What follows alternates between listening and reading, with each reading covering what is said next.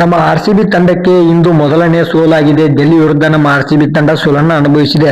ಸತತ 5 ಪಂದ್ಯಗಳನ್ನ ನಮ್ಮ ಆರ್ಸಿಬಿ ತಂಡ ಗೆದ್ದುಕೊಂಡು ಆಲ್ರೆಡಿ ಪ್ಲೇ ಆಫ್ಗೆ ಕ್ವಾಲಿಫೈ ಆಗಿತ್ತು. ಆದ್ರೆ ಇವಾಗ ಮೊದಲನೇ ಸೋಲಾಗಿದೆ. ನಮ್ಮ ಆರ್ಸಿಬಿ ಒಂದು ಕಳಪೆ ದಾಖಲೆಯನ್ನು ಕೂಡ ಮಾಡಿದೆ, ಮತ್ತೆ ಒಂದು ಹೊಸ ದಾಖಲೆಯನ್ನು ಕೂಡ ನಿರ್ಮಿಸಿದೆ. ಇನ್ನೆಲ್ಲ ದಾಖಲೆ ಮತ್ತೆ ಇಂದಿನ ಸೋಲಿಗೆ ಕಾರಣ ಏನು ತಿಳ್ಕೊಂಬರೋಣ. ಚಾನಲ್ಗೆ ಸಬ್ಸ್ಕ್ರೈಬ್ ಮಾಡಿದ ವಿಡಿಯೋ ನೋಡ್ತಾ ಇದ್ರೆ ಹೊಸಬ್ರು ಸಬ್ಸ್ಕ್ರೈಬ್ ಮಾಡಿ ಬೆಲ್ ಐಕಾನ್ ಕೂಡ ಆನ್ ಮಾಡ್ಕೊಳ್ಳಿ. ವಿಡಿಯೋ ಕೆಳಗೆ ಬ್ಲಾಕ್ ಬೆಲ್ ಸಬ್ಸ್ಕ್ರೈಬ್ ಇದೆ, ಹೊಸಬ್ರು ಮಾಡ್ಕೊಳ್ಳಿ. ನಮ್ಮ ಆರ್ಸಿಬಿ ಮಾಡಿರುವ ಕಳಪೆ ದಾಖಲೆ ಏನು ಅಂತ ನೋಡೋದಾದ್ರೆ, ಮೊದಲಾಗಿ ನಮ್ಮ ಆರ್ಸಿಬಿ ತಂಡ ಕಳೆದ ಬಾರಿ 125 ಒಂದು ಟಾರ್ಗೆಟ್ ಅನ್ನ ಗುಜರಾತ್ ವಿರುದ್ಧ ನೀಡಿತ್ತು. ಅದು ನಮ್ಮ ಆರ್ಸಿಬಿ ತಂಡದ ಕಡಿಮೆ ಸ್ಕೋರ್ ಆಗಿತ್ತು. ಬಟ್ ಇಂದು 109ಕ್ಕೆ ಆಲ್ ಔಟ್ ಆಗಿದೆ ಡೆಲ್ಲಿ ವಿರುದ್ಧ. ಇದು WPL ಇತಿಹಾಸದಲ್ಲಿ ನಮ್ಮ ಆರ್ಸಿಬಿ ತಂಡ ಕಡಿಮೆ ಸ್ಕೋರ್ ಟಾರ್ಗೆಟ್ ಆಗಿ ನೀಡಿರೋದು. ಇದೊಂದು ಕಳಪೆ ನ್ಯೂಸ್. ಆದ್ರೆ ನಮ್ಮ ಆರ್ಸಿಬಿ ವಿಕೆಟ್ ಕೀಪರ್ ಆಗಿರುವ ರಿಚಾ ಘೋಷ್ ಅವರು 18 ಸ್ಟಂಪಿಂಗ್ ಅನ್ನ ಮಾಡಿದ್ದಾರೆ. ಬೇರೆ ಯಾವುದೇ ಒಂದು WPL ತಂಡಗಳಲ್ಲಿ ಯಾರು ಕೂಡ ವಿಕೆಟ್ ಕೀಪರ್ ಇಷ್ಟೊಂದು ಸ್ಟಂಪಿಂಗ್ ಅನ್ನ ಮಾಡೇ ಇಲ್ಲ.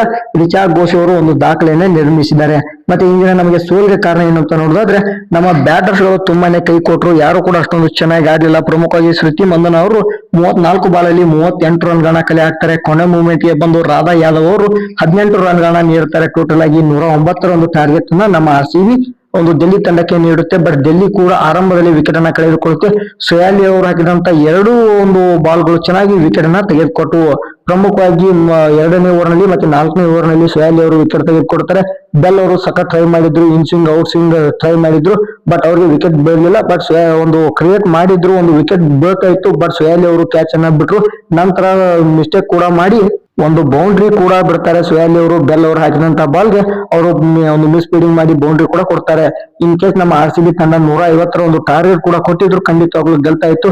ಬಟ್ ಕಡಿಮೆ ಮೊತ್ತ ಆಗಿರೋದ್ರಿಂದ ನಮ್ಮ ಆರ್ಸಿಬಿ ತಂಡ ಇಂದು ಡೆಲ್ಲಿ ವಿರುದ್ಧ ಮೊದಲನೇ ಸೋಲನ್ನ ಕಂಡಿದೆ ಈ ಒಂದು ಸೀಸನ್ ಅಲ್ಲಿ. Thank you.